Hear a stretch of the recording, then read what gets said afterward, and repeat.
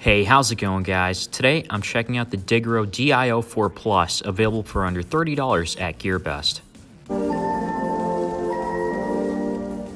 So there's really nothing much around the box, and if you're buying this, you can only expect this to last up to 1 year, so 12 months, because you don't need to recharge the watch, I believe, or anything. You get the user manual here, and then the watch itself feels a little heavier than other watches I've tested. This weighs about 111 grams.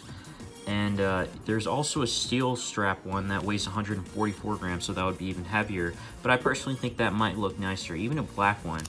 The watch itself feels a little heavier than other watches I've tested. This weighs about 111 grams. And there's also a steel strap one that weighs 144 grams, so that would be even heavier. But I personally think that might look nicer, even a black one.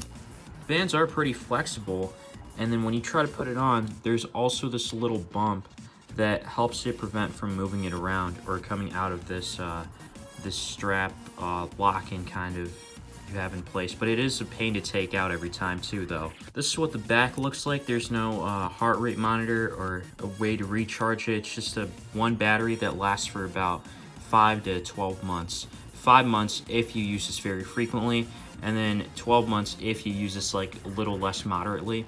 So there are two buttons on the left side here. If you hold this, this turns the Bluetooth on or off.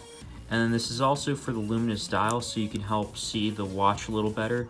It's a little harder to use during the daytime. And then on the bottom is where you can switch from different modes. And if you hold it, you can either confirm or save. And then on the right side is where you have your numerical control, camera shutter, the timer start and pause. If you hold these two together, this one down here on the bottom left and on the top right, it'll turn the watch on. If you hold it for a few seconds, it should. And there you go. You'll hear that beep, and you can kind of notice the logos or icons around the analog watch now. And then this is to adjust. If you lift this up, it'll adjust the time a little bit, however you need it.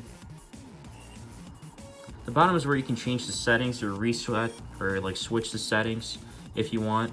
So this is what the watch looks like on my hand. I gotta say, it does look pretty nice despite the color of orange, because I'm not a big fan of it, but to each his own. Everyone has their own preference. And again, it does feel a little heavier than other watches. For some people, it might feel nice because it's more sturdy that way, but take that how you will. And then to install the app, you can either scan these at the back. I don't recommend that because it could take you to a website. Unless it takes you straight to the App Store or the Play Store, then that's fine. But it is called the Sports Plus.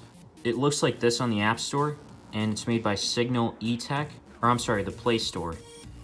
So to connect it to your phone, one of the first things you have to do is make sure Bluetooth is on. In this case, it's off, so we hold this button on the top left, and it should highlight Bluetooth. That means it is on now. Then you can go into the app here called Sports Plus, click on the menu icon on the top left, click Device Management, and then we can search to bind new device. It should be called the H Watch, and it's right over here, so we can click on that, and it should be connected, and it says device initializing. And I did connect this before with my iPhone. I'm currently recording from it though. And one of the things I noticed is when I got a notification is that there's a small beep, and then there's going to be a small logo that flashes. It's either the messaging logo or the phone logo when there's a missed call. If we go back into the app, it is connected first off, but then if you want to have some more settings on or reminders, you can enable them here. So for WeChat, Twitter, Facebook, WhatsApp, or Skype. On the top right, you'll notice the camera logo. So I tried using the original camera app, and this wasn't working, but when I press this on the top right on the Sports Plus app, I'm able to take a screenshot. So if I press here, it'll take a picture of the photo here. It'll freeze for like a moment, then you can check it here. So here's what it came out to look like. It's nothing special, nothing too fancy. Coming back after a week, I gotta say this is pretty easy to see outdoors in sunlight. It's harder to tell in video versus in person. The Luminous display or like little light up is best to use at nighttime. And then in the middle, you can see the timing on here. One thing I noticed is that the timing is slightly different from the analog clock. So the seconds is going to be different from the analog clock here, and the timing is going to be different. It's going to show the next minute when this hits 60 or 00. and then this will change on its own. So it's like almost 2 different timings. Now you can of course adjust that by opening this up and just getting the right time out there. Then you can see the day on here, which is Thursday. When you click this here once, you can see the actual date, which is Thursday, and then it'll show 10:04. Now the analog clock is actually kind of blocking it, so it's a little hard to see, and that's a little unfortunate.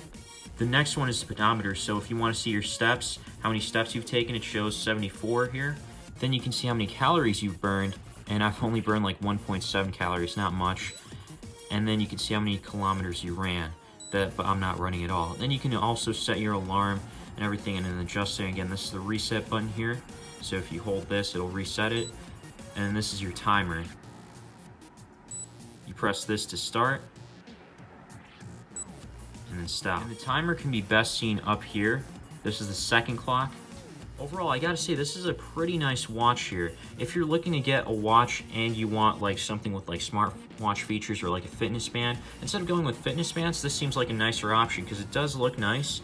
And then on top of that, you can connect this to your phone, and then you can track your pedometer mainly and your calories as well as your running time. And there's also a stopwatch too, and it's all going for under $30. What do you guys think of these hybrid or subtle smartwatches? Let me know in the comments down below. Leave a like if you found this video helpful, and subscribe if you want to see more. As always, thanks for watching.